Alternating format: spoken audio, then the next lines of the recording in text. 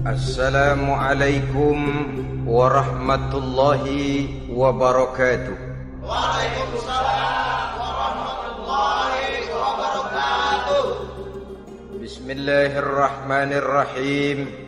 Alhamdulillahi rabbil alamin.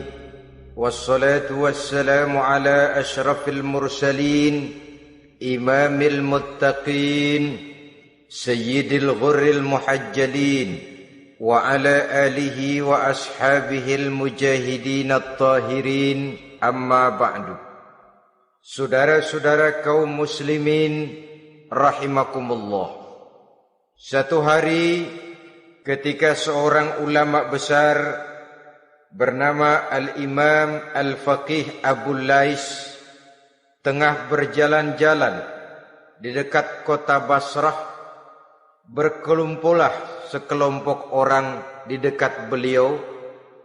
Mereka datang mengajukan satu pertanyaan. Imam, kami ingin bertanya. Di dalam Al-Quran itu Allah Subhanahu wa ta'ala menjelaskan, Ud'uni astajib lakum. Berdoalah kepadaku, aku akan jawab doamu.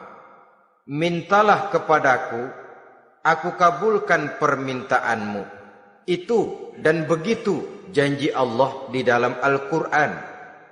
Kami, kata orang-orang tadi, sudah lama berdoa kepada Allah. Tapi kenapa sampai sekarang doa kami ini belum dikabulkan? Katanya, Ud'uni astajib lakum. Kalau kamu berdoa, aku jawab, aku penuhi, aku kabulkan doamu. Itu janji Allah. Kami sudah lama berdoa pagi, sore, siang, malam. Nyatanya sampai sekarang doa kami belum dikabul-kabulkan. Ini bagaimana? Apa ayat Quran salah? Apa Tuhan lagi lempengan gak denger?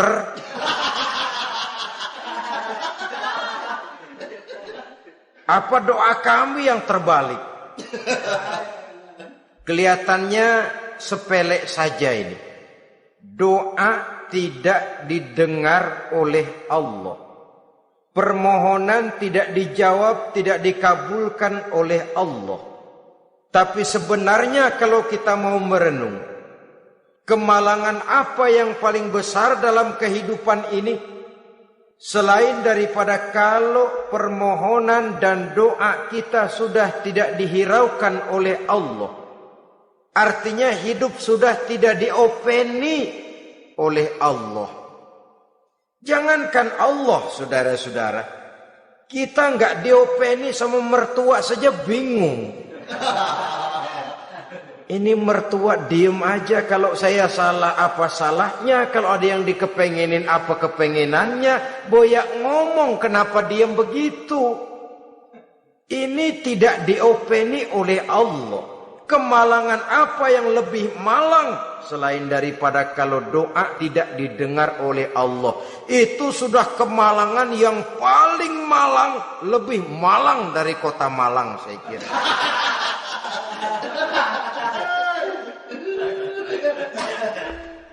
Menghadapi pertanyaan ini, Imam Al-Faqih Abu Lais senyum. Lalu beliau berkata, tuan-tuan, tahu kenapa doa tuan-tuan tidak dijawab? Permohonan tidak dikabulkan? Allah sudah tidak memperdulikan tuan-tuan ini? Kami tidak tahu, Imam, maka kami bertanya. Begini, hati tuan-tuan itu mati. Dari hati yang mati, channel tidak nyambung kepada Allah. Dari channel yang putus tidak ada getaran strom, bagaimana akan timbul gejala?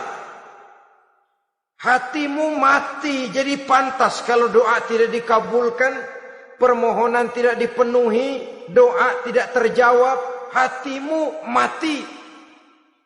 Saudara-saudara kaum muslimin, dari hati yang mati ini, getaran tidak akan sampai ke hadratullah azza wa jalla. Nah, ini juga satu penyakit yang kita sangat khawatirkan, yaitu apabila hati kita sudah mati selagi jasad masih hidup. Artinya, jadilah kita bangkai berjalan di hadapan Allah Subhanahu wa ta'ala.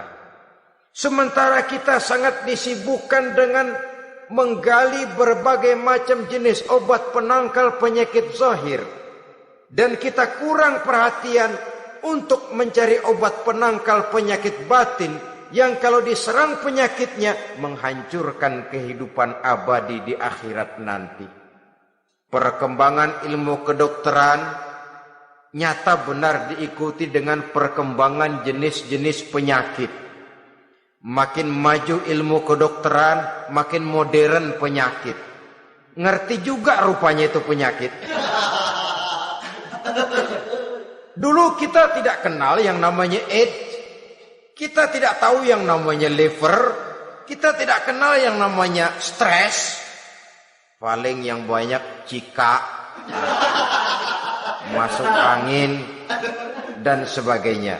Tapi baiklah, penyakit-penyakit batin yang menyebabkan hati menjadi mati, dan dari hati yang mati, doa tidak naik, tidak didengarkan oleh Allah Subhanahu wa ta'ala. Nah, kata orang-orang tadi, yang menyebabkan hati kami mati ini apa, Imam?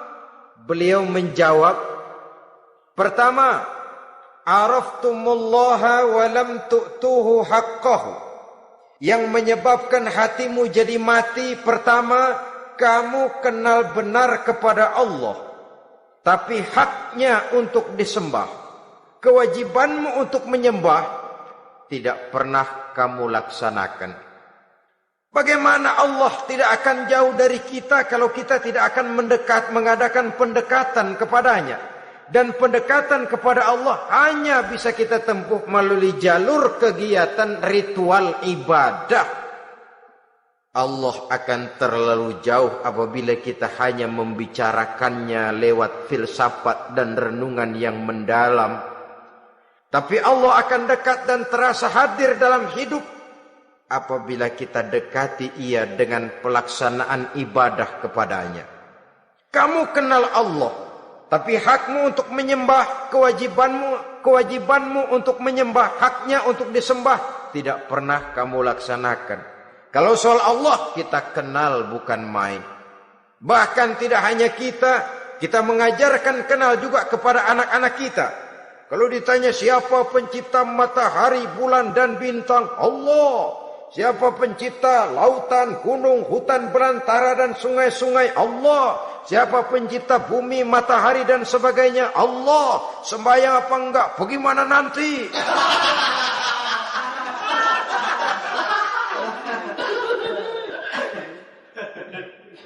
Tanpa pendekatan, Allah akan jauh. Apabila Allah jauh, maka doa tidak akan didengarkan olehnya. Oleh sebab itu, logika mengajarkan kepada kita, berpayahlah dulu, wa man ladzatu illa ba'da ta'ab, inna ma'al usri yusra. Di balik kesulitan menunggu kemudahan. Nikmat baru akan terasa, kelezatan hidup baru akan terasa setelah kita jerih payah banting tulang peras keringat. Rasanya memang lebih nikmat sepotong singkong hasil cucuran keringat sendiri ketimbang roti dijejelin orang. Ini berarti kita ingin mohon pertolongan kepada Allah, sementara dengan Allah sendiri kita jauh. Sama saja dalam kehidupan kita analoginya, saudara-saudara. Orang tidak kenal kepada saudara, tahu-tahu jauh dari saudara, tahu-tahu datang mau minjem duit. Apa kesan saudara? Enak aja, kenal enggak, dekat enggak, datang-datang mau minjem duit. Emang duit percetakan bapak lu?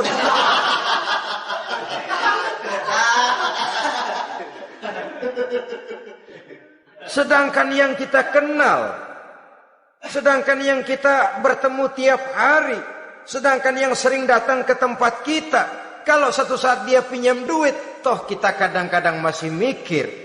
Apalagi datang nggak pernah, berkunjung nggak pernah, ngobrol nggak pernah.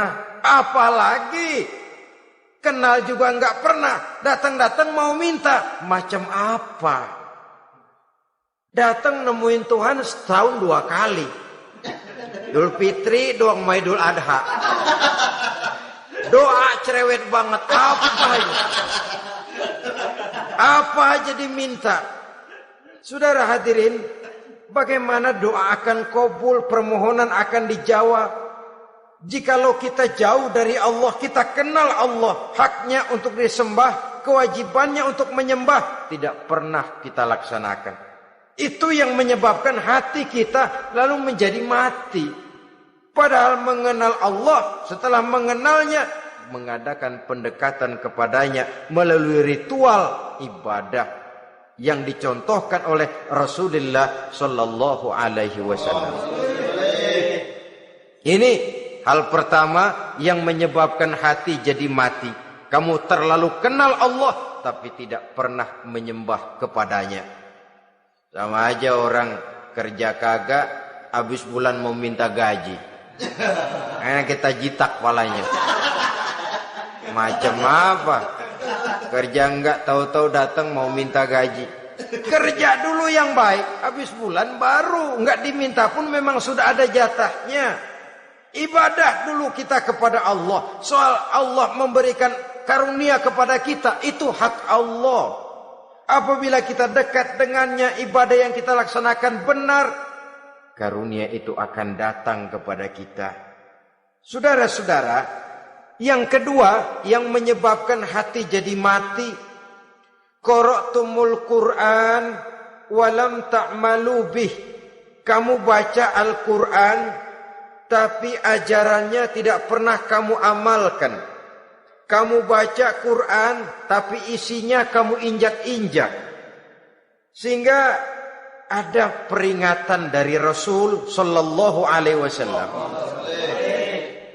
Beliau bersabda, "Iza azzamat ummatid dunya wa fi riwayatin dinaron wa dirhaman nuzi'at minha haibatul Islam. Wa iza turikatil amru bil ma'rufi wan nahyu 'anil munkari hurimat 'alaihim barakatul wahyi.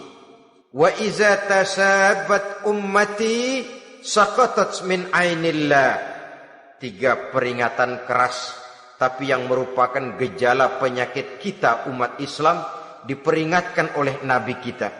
Pertama, iza azzamat ummatid dunya.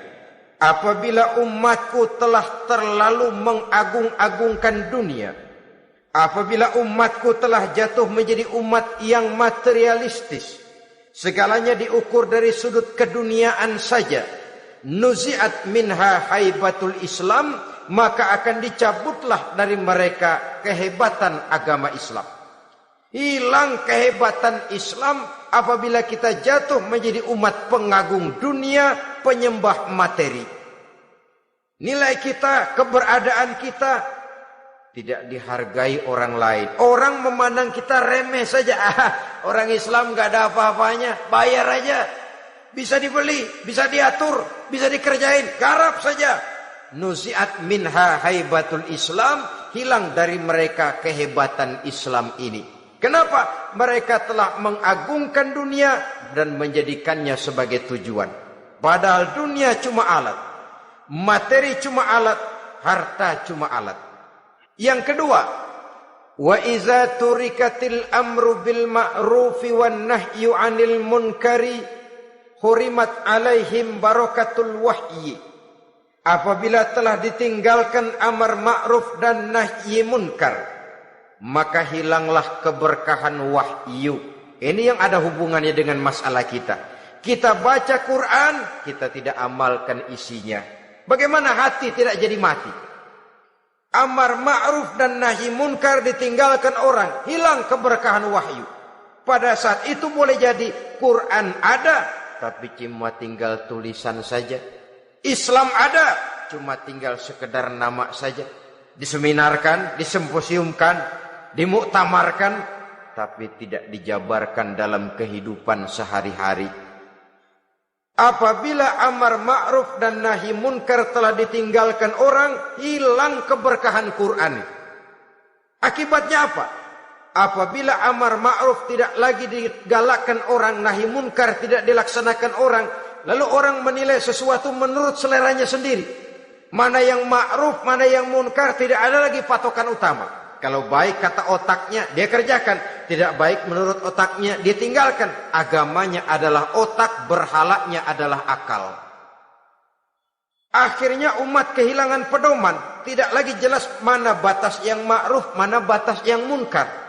Dalam kondisi sedemikian, akhirnya akan terjadi penjungkiran nilai. Paling celaka nantinya, yang ma'ruf malah dianggap munkar, yang munkar malah menjadi ma'ruf. Peringatan ketiga dari Nabi, wa iza tasabat ummati saqatat min ainillah. Apabila umatku sudah saling berbantahan, apabila umatku sudah saling caci memaki, saqatat min ainillah, jatuhlah mereka dalam pandangan Allah Subhanahu wa taala. Hilang wibawa umat yang sudah saling mencaci maki, saling menjatuhkan, saling gasak, gesek, gosok. Justru agama menganjurkan kita ini saling asah, asih, asuh. Kadang yang kita praktekkan kita ini saling gasak. Yang kedua, saling gesek. Yang ketiga, saling gosok. Gasak, gesek, gosok. Kacau kita ini. Saling gasak, menjegal kawan seiring, menggunting dalam lipatan. Saling gosok, fitnah sana, fitnah sini. Saling gesek, sikut kiri, sikut kanan. Tidak peduli orang lain luka dan sebagainya. Yang penting dia bisa nangkring. Jatuh kita dalam pandangan Allah apabila umat sudah saling mencaci maki. Maka kita kembali kepada persoalan, hal kedua yang menyebabkan hati jadi mati, qara'tumul Qur'an walam ta'malu bih. Kita baca Al-Quran tapi ajarannya nyaris tidak kita amalkan di dalam kehidupan kita. Akibatnya hati lalu jadi mati. Itu yang kedua. Yang ketiga yang menyebabkan hati jadi mati dan doa tidak terjawab, idda'aitum annakum min ummati Muhammadin sallallahu alaihi wasallam wa lam ta'malu bi sunnatihi. Kamu mengaku, kamu memproklamirkan diri sebagai umatnya Nabi Muhammad, tapi sunnahnya tidak pernah kamu amalkan. Malahan perkembangan paling akhir bukan saja tidak mau mengamalkan sunnah, malah mengingkari sunnah. Inna lillahi wa inna ilaihi raji'un. Oh, Nabi Muhammad itu manusia biasa seperti kita. Sebagai manusia dia bisa salah. Dan ternyata hadis banyak yang palsu. Yang otentik cuma Quran. Selebihnya adalah sejarah. Tidak ada itu sunnah. Langsung saja kepada Quran. Oh, hadis itu bukan sumber hukum. Oh, tidak perlu mengamalkan sunnah. Saudara-saudara kaum muslimin, mengaku kita umat Nabi, tapi sunnahnya kita campakkan, tidak kita amalkan. Setelah tidak kita amalkan, kita campakkan. Setelah kita campakkan, kita ingkari pula. Inna lillahi wa inna ilaihi raji'un. Bagaimana hati tidak jadi mati? Kalau siang malam kita memproklamirkan diri sebagai umat Nabi Muhammad, sementara sunnahnya kita campakkan, kita abaikan, dan kita ingkari dia. Sunnah itu. Padahal jikalau sekarang kita mengenal Islam, jikalau kita sekarang mengerti halal haram, tahu hak batil, bisa memilah dan memilih antara yang ma'ruf dengan yang munkar, itu utamanya adalah karena jasa Nabi Muhammad sallallahu alaihi wasallam. Yang dari generasi ke generasi dilanjutkan oleh para sahabat, oleh tabi'in, oleh tabi'it tabi'in, terus oleh para ulama-ulama sampai kepada kita sekarang ini. Walaupun beliau hanya berfungsi sebagai penyampai, tapi kepribadiannya dijadikan model oleh Allah Subhanahu wa taala di dalam kita melaksanakan kehidupan beragama. Bahwa beliau manusia seperti kita, memang dalam arti unsur biologisnya ya manusia, punya darah, punya daging, punya hati, punya perasaan, bisa sedih, bisa gembira. Tetapi beliau itu termasuk basyarun la kal basyar, manusia yang tidak seperti manusia pada umumnya, punya spesifik, dan itu wajar sebagai seorang rasul pilihan Allah, apalagi merupakan rasul pilihan dari sekian puluh pilihan. Bahwa jamrud itu batu memang, tapi nilainya kan berbeda dengan batu kolar.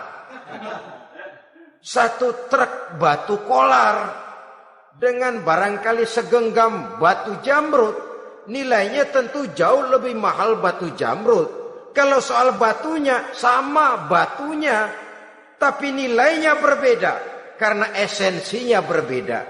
Kita manusia, Nabi Muhammad juga manusia, sama manusianya memang, tapi kualitasnya, nilainya tentu jauh panggang daripada api. Itu sebabnya Allah menjadikan beliau sebagai model. Laqad kana lakum fi rasulillahi uswatun hasanah. Di dalam diri Rasul itu terdapat contoh teladan yang sangat baik bagi kita. Oleh karenanya, pada pertemuan kali ini, apabila kita konsekuen mengaku umat Nabi Muhammad, marilah konsekuen juga menegakkan sunnahnya. Yang keempat, yang menyebabkan hati jadi mati dan doa tidak terjawab, akaltum ni'mata rabbikum walam tashkurulah. Tiap hari kamu makan nikmat Tuhanmu, tapi kamu tidak pernah mau bersyukur kepadanya, kepada Allah Subhanahu wa ta'ala. Nikmat Tuhan kita doyan banget, tidak pernah sehari dan sesaat pun terlepas diri dan hidup ini dari nikmat-nikmat yang diberikan Allah. Sejak kita bangun tidur sampai tidur kembali, bahkan tidur itu sendiri, di pasar, di sawah, di kantor, dimanapun kita berada, gak pernah nikmat Allah berhenti. Hidup kita dalam alam diberikan segala fasilitas untuk menunjang kehidupan. Gak pernah Allah pasang pajak matahari, gak pernah Allah pasang pajak gas udara. Nikmat-nikmat yang banyak itu tiap hari kita kecap, tiap hari kita nikmati. Tapi kita tidak pandai bersyukur. Padahal Allah memberikan peringatan keras dalam hadis qudsinya. Man lam yashkur ala na'mai wa lam yasbir ala balai falyakhruj min tahti samai wal yatlub rabban siwaya. Siapa yang tidak mau bersyukur terhadap nikmat yang aku berikan kepadanya dan tidak mau bersabar terhadap ujian yang aku berikan kepadanya, silahkan keluar saja dari kolong langit ini dan cari Tuhan selain aku. Diusir oleh Allah. Kalau orang tidak mau bersyukur terhadap nikmat yang aku berikan dan tidak mau bersabar terhadap ujian yang aku timpakan, keluar dari kolong langitku, keluar, cari Tuhan selain aku. Diusir. Lah yang ngusir Allah. Anak sekarang bilang mau ke Menong.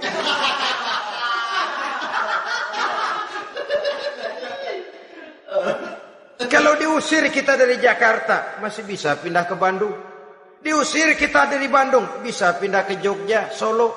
Diusir kita dari Indonesia, bisa pindah ke Singapura, Malaysia. Diusir dari kolong langit, mau cari langit mana lagi?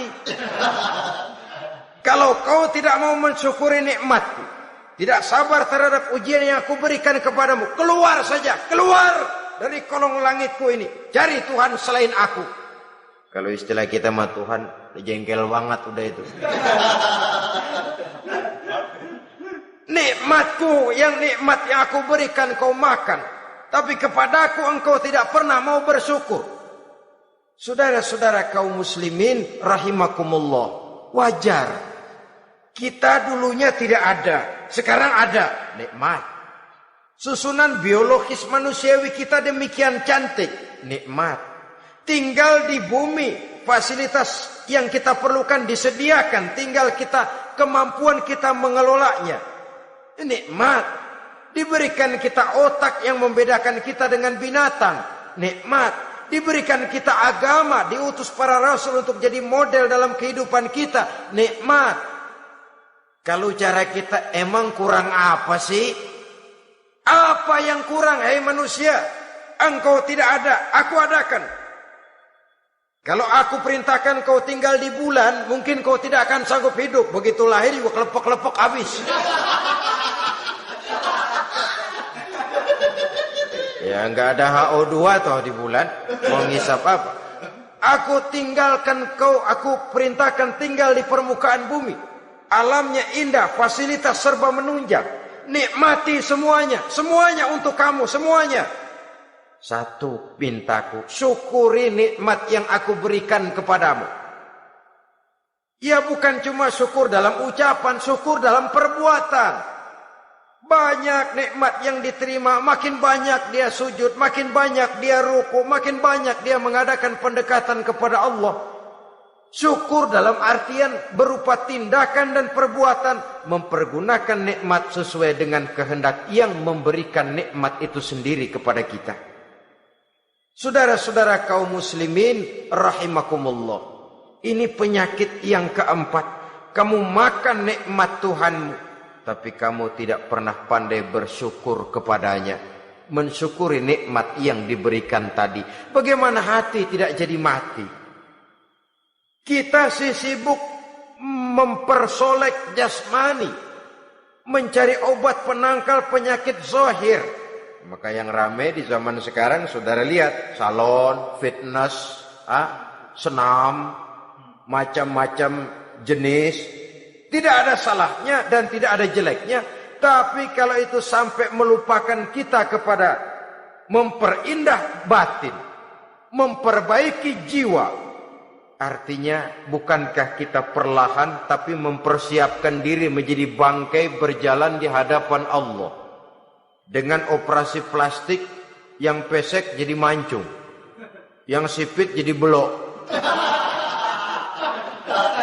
kulit keriput jadi kencang, pipi terlalu cekung bisa diatur. Saudara-saudara, tapi kalau hati yang rusak, jiwa yang rusak, kemana lagi kita akan berobat kalau bukan kepada agama? Maka hati itu jadi mati apabila kita selalu memakan nikmat Allah dan tidak pandai mensyukuri nikmat itu. Dari hati yang mati tidak akan ada getarannya. Oleh sebab itu doa tidak terjawab. Selanjutnya, yang menyebabkan doa tak terjawab dari sebab matinya hati, qultum annal mauta haqqun wa lam tasta'iddu lahu. Kamu berkata, kamu yakin bahwa mati adalah sesuatu yang benar, tapi kamu tidak pernah punya persiapan untuk mati. Padahal menurut logika, orang yang akan bepergian jauh tentu dia harus mempunyai bekal yang cukup. Semakin jauh jarak perjalanan yang akan ditempuhnya, semakin banyak perbekalan yang harus dibawanya. Dahulu, seketika beberapa jamaah dari Yaman akan melaksanakan ibadah haji dengan nekat, mereka berprinsip, pokoknya kan berangkat haji jadi tamunya Allah, nanti Allah yang akan ngelayanin. Mereka nekat, modal badan doang berangkat. Diadukan kepada baginda Rasul, lalu turun peringatan dari Allah, wa tazawwadu fa inna khairaz zadi taqwa. Jangan begitu, bawa bekal. Sesungguhnya bekal yang paling baik adalah takwa. Bahwa berangkat dengan bekal takwa itu bekal yang paling utama. Tapi bekal-bekal yang lain pun jangan diabaikan. Kalau kita akan berangkat untuk tujuan yang baik, bekal yang paling utama memang takwa. Tapi tidak berarti harus mengabaikan bekal-bekal yang lain. Begitulah, semakin jauh perjalanan yang akan kita tempuh, semakin banyak bekal yang harus kita hadapi. Kalau saudara mau pergi ke Surabaya, tidak membawa bekal kemudian berani berangkat, rasanya sih saya pikir itu bukan berani, nekat namanya. Sama saja orang belum pernah sembahyang mati. Nekat tuh orang. Berani amat. Belum berbuat kebaikan barang sedikit pun sudah mati. Nekat namanya itu. Sama saja tadi, nggak bawa bekal apa-apa berangkat ke Surabaya. Sampai Surabaya belum tentu, sengsara udah jelas. Belum punya bekal yang baik sudah mati. Sampai ke surga belum tentu, tapi kebelangsak dan sengsara rasa-rasanya pasti itu. Oleh karena itu, kalau kita yakin mati sesuatu yang benar, sesuatu yang pasti datang menimpa, maka hendaklah kita mempersiapkan bekal. Kemudian, idda'aitumun najata minan nar wa ramaitum fiha anfusakum. Kamu memproklamirkan diri ingin selamat dari neraka, tapi kamu lemparkan dirimu ke dalam neraka. Bagaimanapun bajingannya bajingan, kalau ditanya ente mau masuk neraka enggak? Jawabannya pasti enggak. Itu pasti perbuatannya sendiri yang melemparkan dirinya ke dalam neraka, membiarkan dirinya berlarut-larut, bertimbun-timbun dalam dosa dan kesalahan, dan tidak akan ada niatan untuk memperbaiki diri. Hanyut di meja judi, habis ditelan minuman keras, fitnah sana, fitnah sini, hasud sana, hasud sini. Padahal mulutnya ingin selamat dari neraka, perbuatannya malah melemparkan dirinya ke dalam api neraka. Tidak ada orang yang lebih sayang kepada diri kita selain kita sendiri. Dan menyayangi diri itu tidak cuma dengan memandikannya sehari 3 kali, memakaikannya parfum dengan segala macam merek, memakai sabun yang wangi-wangi, minyak yang harum-harum. Lebih daripada itu, jaga dan sayangi diri. Jangan jatuhkan dia ke dalam perbuatan-perbuatan yang bisa menjerumuskan diri itu ke dalam neraka. Kemudian disambung oleh Imam Al-Faqih Abu Lais yang menyebabkan doa tidak terjawab karena hati mati. Idda'aitum dukhulal jannah walam ta'malu laha. Kamu ingin masuk surga, tapi kamu berat mengamalkan perbuatan yang bisa menyampaikan kamu ke surga. Semua kita kalau ditanya mau masuk surga, mau. Tapi jarang yang berlomba melakukan perbuatan-perbuatan yang bisa menyampaikan kita ke surga. Kemudian yang terakhir kata Imam Al-Faqih Abu Lais, dafantum mautakum walam ta'tabiru laha. Kamu menguburkan orang yang mati di antara kamu, tapi kamu tidak bisa mengambil iktibar, tidak bisa mengambil pelajaran dari mayit yang jenazah yang kau kuburkan itu. Mestinya kan nguburin orang tuh membuat sadar. Iya, kalau sekarang dia saya baringkan di liang lahat, menghadap ke arah kiblat, bantalnya tanah, setelah itu ditutup dengan papan, lalu ditimbun dengan tanah. Iya, sekarang giliran dia, giliran saya, entah besok, lusa, bulan depan, tahun depan, tapi pasti mengubur mayat, mengubur jenazah, tapi tidak bisa mengambil iktibar dari yang dilaksanakannya itu. Ini merupakan penyakit-penyakit batin yang merupakan handicap, yang menimbulkan jarak antara kita dengan Allah Subhanahu wa ta'ala. Pantas kalau itu semua ada pada diri kita, hati jadi mati. Dari hati yang mati, doa tidak akan tembus. Kita tidak lagi akan diperdulikan oleh Allah Subhanahu wa ta'ala. Dan itu sekali lagi kemalangan yang terbesar dalam kehidupan kita. Bagaimana jalan keluarnya? Pertama, memperbaiki batin kita, menyelamatkan diri daripada penyakit-penyakit yang bisa mematikan hati seperti yang sudah saya sebutkan tadi. Yang kedua, berdoa dengan adab.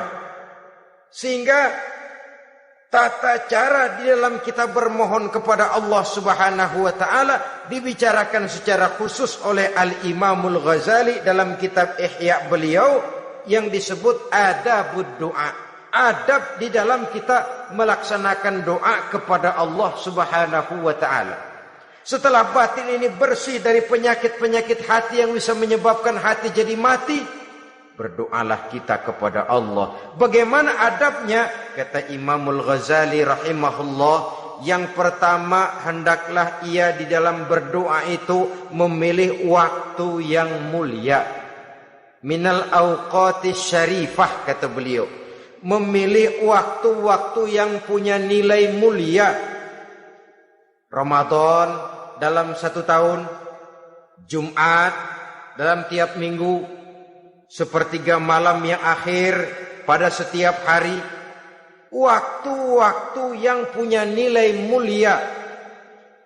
Walaupun misalnya saudara berdoa pada hari Kamis, tidak ada halangannya Allah mau kabulkan.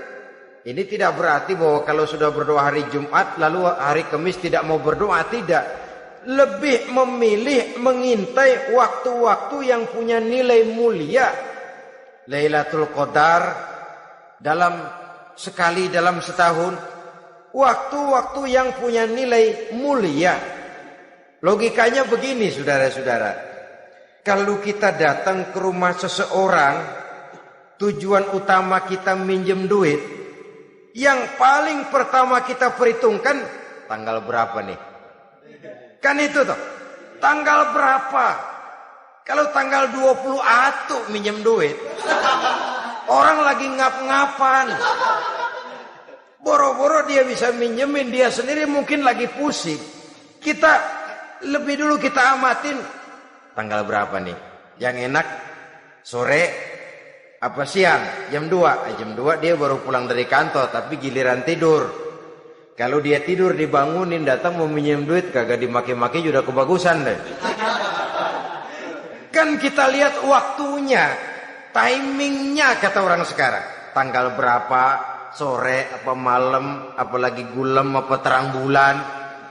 Itu semua sudah kita atur sedemikian rupa, memilih waktu.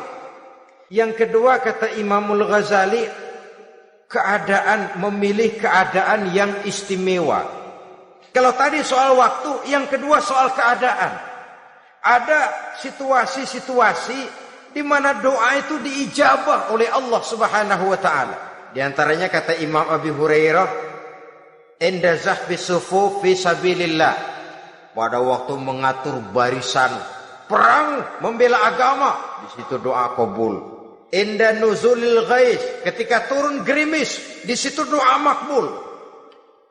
Inda iqamis shalah, ketika salat mau didirikan, riwayat lain bainal azan wal iqamah, antara azan dan qomat, di situ doa makbul. Itu memilih keadaan-keadaan. Kemudian yang ketiga kata beliau, berdoa menghadap kiblat. Ya, apa kalau doa madhab mudik Tuhan kagak tahu? Tahu. Tuhan gak dengar? Dengar. Cuma lebih etis. Lebih etis kalau kita berdoa menghadap ke arah kiblat. Saudara-saudara kaum muslimin rahimakumullah. Yang keempat, hifdzus shaut, menyederhanakan suara. Tidak terlalu keras, juga tidak terdengar orang lain, apalagi kalau doa kita diaminkan oleh orang lain. Tidak usah terlalu keras. Kenapa? Karena Allah yang kita meminta kepadanya bukan zat yang tuli, bukan zat yang buta, bukan zat yang tidak dengar, bahkan Dia Maha dengar. Juga tidak terlalu seperti orang berbisik-bisik, apalagi kalau doanya doa bersama-sama. Tapi kadang-kadang terdorong oleh husnuzon dari para makmum saja. Tidak peduli apa yang dibaca oleh imam, yang kedengaran cuma amin aja gerengan. Amin, amin, amin, amin, amin, amin.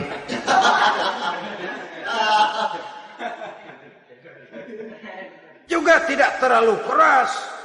Seperti orang berdoa, seperti orang pidato. Saudara-saudara kaum muslimin rahimakumullah. Yang kelima, alla yatakallafa saja' fid du'a. Dalam berdoa, kalau istilah kita, jangan nyelongcong.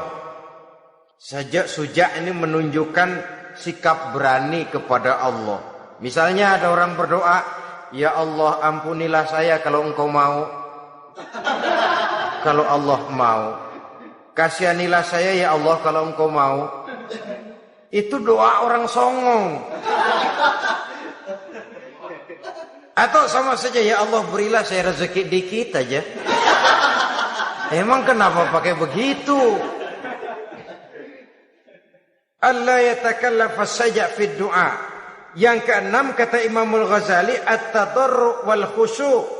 Dengan tadarru' dan khusyuk, dengan sikap tawadhu, benar-benar ya seperti kita lah kalau datang memang menghajatkan pertolongan dari seseorang, segala action kita atur supaya hajat kita itu kabul, kan begitu. Kadang-kadang istilah orang kalau perlu ngesor mah ngesor dah, yang penting permintaan dikabulkan, gitu saja. Kita lihat sekarang ini, ramai orang bicara soal film-film Parno. Kelihatannya pendatang-pendatang baru, pokoknya asal bisa main dah, bugil ya bugil dah. Yang penting nyohor, bisa tampil. Walaupun dalinya semua sama, mula-mula cuma iseng. Adegan panas bagaimana? Kalau tuntutan skenario apa boleh buat? Apa boleh buat? Emang nggak bisa milih. Setelah film beredar baru saya juga jijik ngelihat, ya tadi kemana waktu bikin? Udah jadi baru jijik, bikinnya merem memang itu.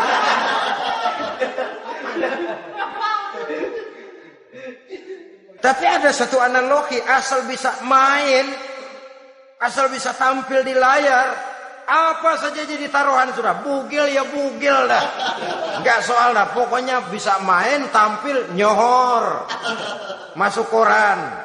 Udah seperti kata-kata orang Arab, bul ala zamzam fatu'raf. Kalau pengen terkenal, kencingin sumur Zamzam. Artinya apa? Bikin yang aneh-aneh, yang orang nggak kerjain, ntar ngetop. Yang ngetop lempengan jeleknya. Sumur Zamzam dikencingin, kan nyohor itu. Sedunia orang kenal. Kenapa? Gila.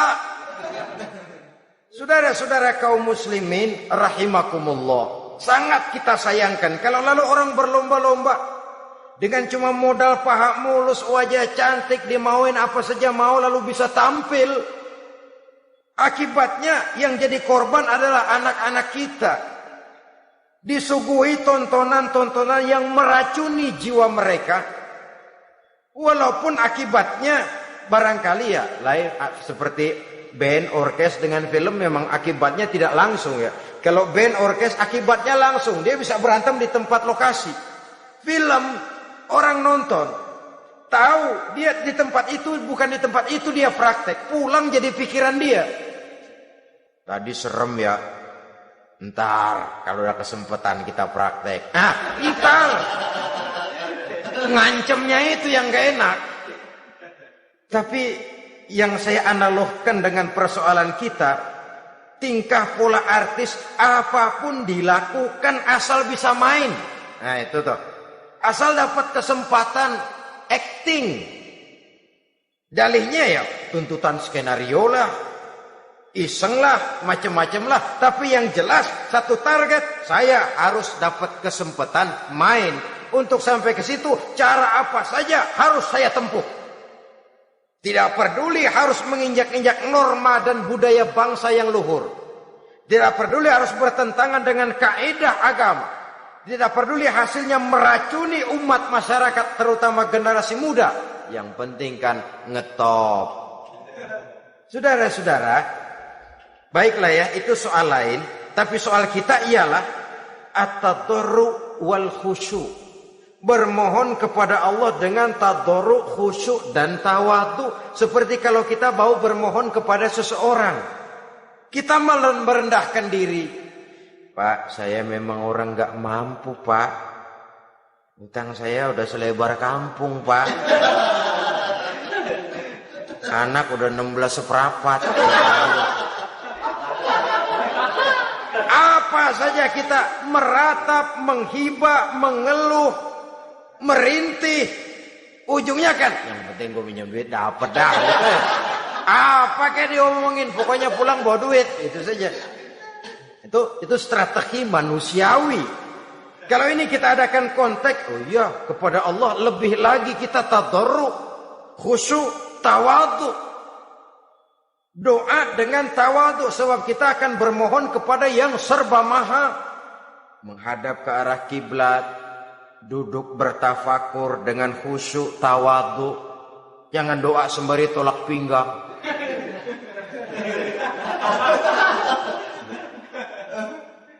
Yang ketujuh kata Imamul Ghazali, ayyujzimad du'a wa yuqina bil ijabah. Hendaknya dia menjazamkan doanya itu dan yakin bahwa doanya akan dikabulkan oleh Allah.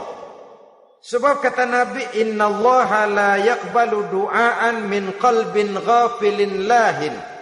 Allah Subhanahu wa taala tidak akan menerima doa dari hati yang lalai dan main-main. Doa ke orang ogah-ogahan.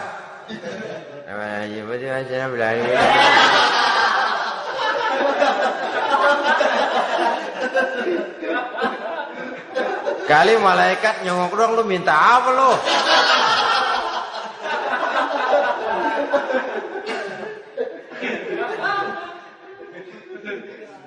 Seperti tadi itu, kita datang mau minjem duit sama orang, ngomongnya ogah-ogahan. Minjem duit dikasih syukur enggak, ya udah. Ya enggak dah, enggak dikasih sudah. Kenapa? Mintanya begitu. Enggak serius dan enggak yakin bahwa doanya akan dikabulkan. Kalau kita sudah punya keyakinan, jangan-jangan doa saya enggak diterima Allah. Enggak.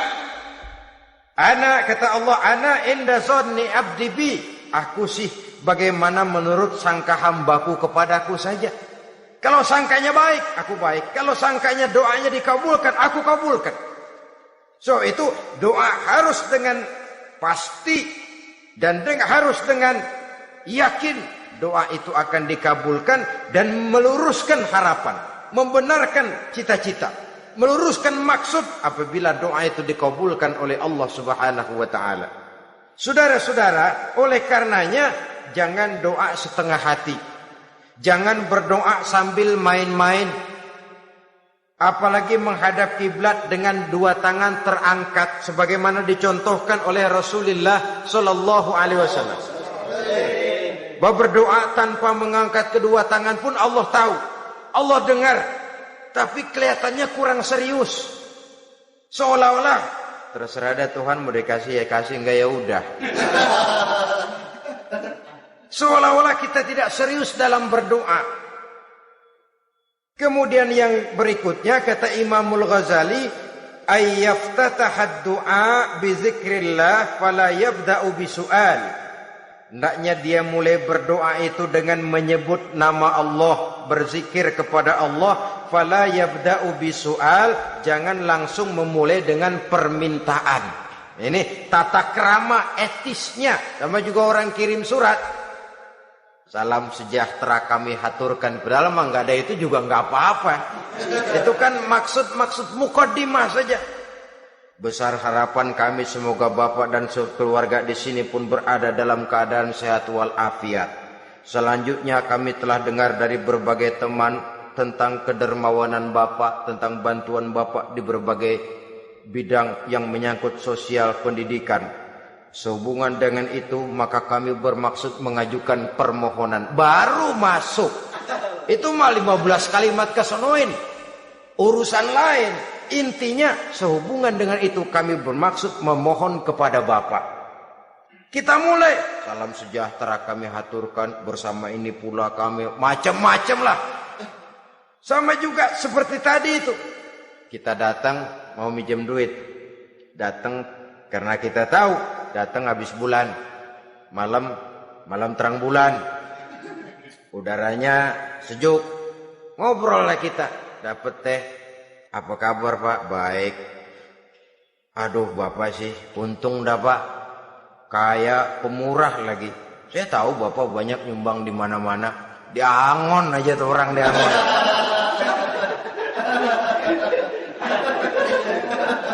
Kira-kira udah mau telap aja baru dikedat.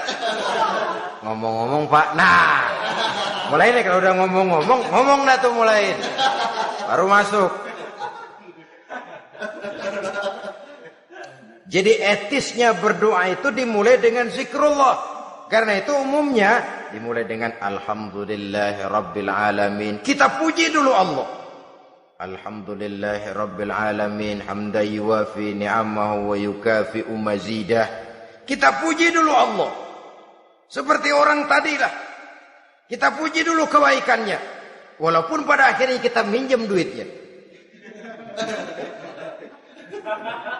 Ya, sebenarnya Allah nggak perlu dipuji toh. Dipuji atau tidak Allah tetap termulia.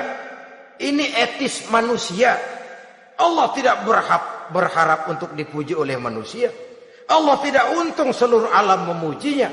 Manusia mau memuji atau tidak itu urusan manusia sendiri. Allah tidak minta untuk dipuji. Allah juga tidak gila kepada pujian. Kalau kita memulai doa dengan pujian, etis kita kepada Allah Subhanahu wa taala di dalam kita bermohon kepadanya. Saudara-saudara kaum muslimin rahimakumullah. Kemudian menyesuaikan doa dengan kondisi. Ini termasuk syarat batin ya, taubat, waraddul mazalim kata Imam Ghazali, menolak segala macam kezoliman. Artinya kalau berdoa itu tahu diri. Kalau gaji kita sebulan 700 atau 800 900 ribu, berdoa minta rezeki 1 juta, itu tahu diri namanya. Kan cuman kurang 100 ribu. Ya, kalau kerja kagak minta gajian 1 juta. Pengen doa dikabulkan, rasanya secara etis nggak tahu diri orang berdoa seperti itu. Orang datang mau minta duit, mau pinjam duit kepada kita, kan kita lihat kira-kira mampu ngembaliin nggak nih orang. Kita lihat, kita evaluasi kemungkinannya. Lalu si yang minjem tentu tahu diri. Kalau memang kekuatannya ngembaliin tidak seperti kekuatannya mulangin, hendaknya dia timbang rasa. Begitu juga kepada kita etisnya kepada Allah Subhanahu wa taala. Tahu diri, menyesuaikan doa dengan keadaan. Kalau tidak ada gap terlalu jauh panggang daripada api, nanti nasibnya bagai si pungguk merindukan bulan. Apabila adab-adab di dalam berdoa ini kita perhatikan, sejak dia dari adab yang zahir sampai kepada adab yang batin, kemudian penyakit-penyakit yang membuat hati itu jadi mati, maka insya Allah doa kita dijabah oleh Allah Subhanahu wa taala.